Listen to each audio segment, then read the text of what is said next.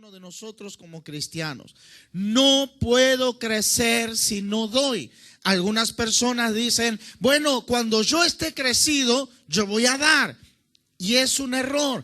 La pregunta es, ¿cuándo yo empiezo a dar? Cuando empiezo a recibir. ¿Y cuándo empecé a recibir? El día que me convertí. Ese día yo comencé a recibir.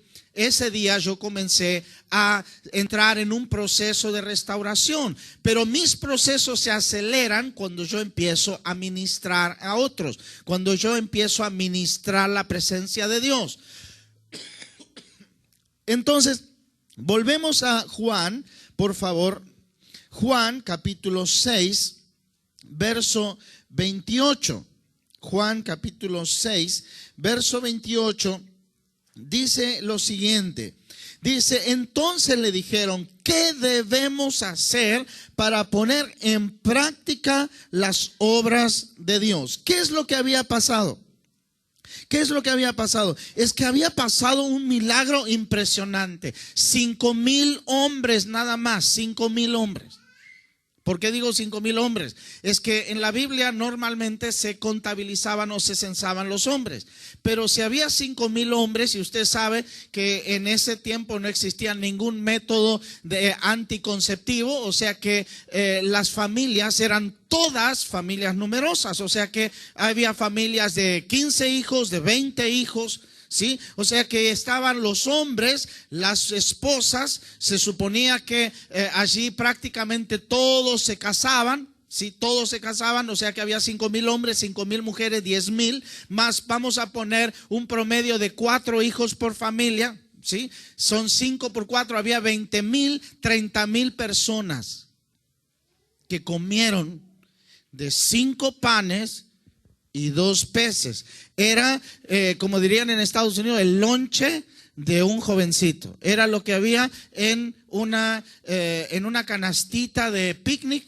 Era lo que él tenía. 5 panes y 2 peces multiplicado. Comieron 5,000 hombres más 25,000, 30,000.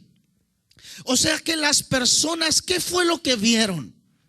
No solamente vieron a Jesús enseñar, no solamente vieron al maestro dar una palabra de esperanza, sino dice que ellos vieron las señales.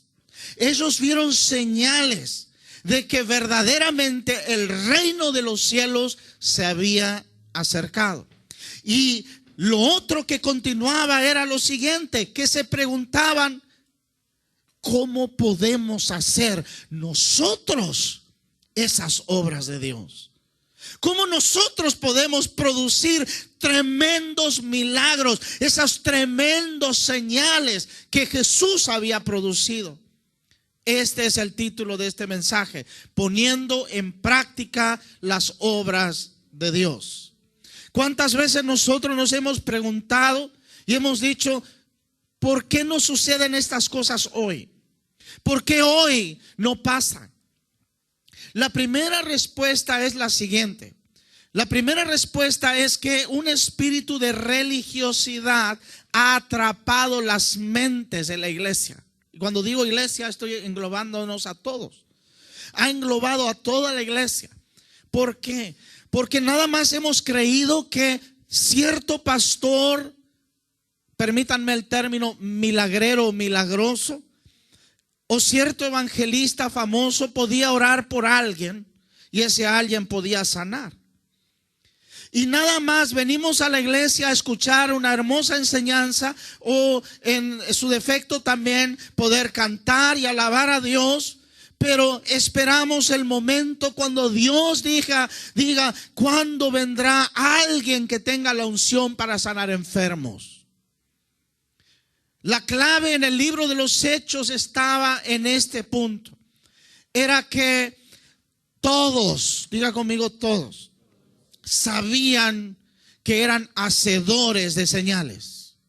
que toda la iglesia, no solamente Pedro, Juan y los demás apóstoles, sino que toda la iglesia eran protagonistas de un hecho histórico, que el reino de Dios se iba a acercar y se había acercado a la tierra, y que ese reino de Dios era un reino donde no había enfermedad, no había pobreza, no había cautividad, no había esclavitud, no había frustración, sino era un reino que traía libertad a las vidas, libertad de la enfermedad, libertad de la pobreza, libertad de la esclavitud. Ese es el reino de Dios que se había acercado, y la iglesia de aquel tiempo era la gran protagonista. Eso hizo que el reino de Dios creciera y se multiplicara. Y dice la palabra de Dios, mientras la palabra se extendía, el Espíritu añadía a quienes iban a ser salvos. ¿Por qué? Porque cada uno de los miembros de la iglesia eran protagonistas de un hecho histórico. Eran protagonistas, se sabían parte de la historia.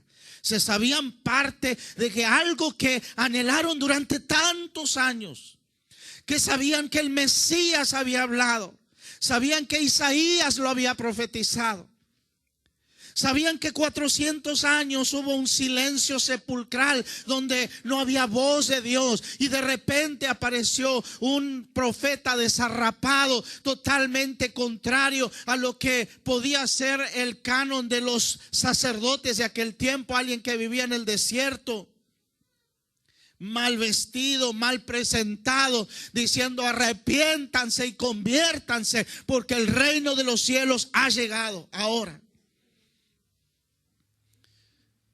Es muy interesante ver también, porque aún Juan en el río Jordán, cuando estaba delante del Mesías, delante de Jesús, estaba allí con sus discípulos presentando el bautismo de Juan.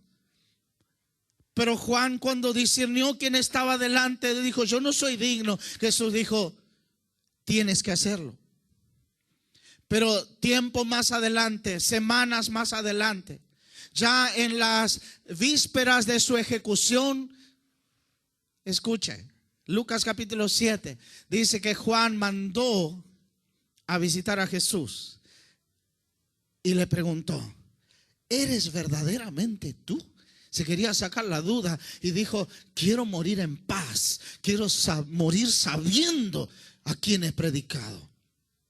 Y dijo que le preguntaron a Jesús los discípulos de Juan: ¿eres tú verdaderamente el Mesías? ¿Y sabes lo que contestó? Quiero que sepas qué fue lo que contestó. Vamos a Lucas 7, Lucas capítulo 7, por favor. Lucas 7, verso 20. Lucas 7, verso 20. Dice en el 19: los envió a Jesús para preguntarle: ¿eres tú el que había de venir o esperaremos a otro? Cuando pues los hombres vinieron a él y dijeron: Juan el Bautista nos ha enviado a ti para preguntarte: ¿eres tú el que había de venir o esperaremos a otro? En esa misma hora sanó a muchos de enfermedades y plagas y de espíritus malos, y a muchos ciegos les dio la vista. Y respondiendo Jesús les dijo: id, haced saber a Juan lo que habéis visto y oído. Los ciegos ven, los cojos andan, los leprosos son limpiados, los sordos oyen, los muertos son resucitados, y a los pobres es anunciado el evangelio.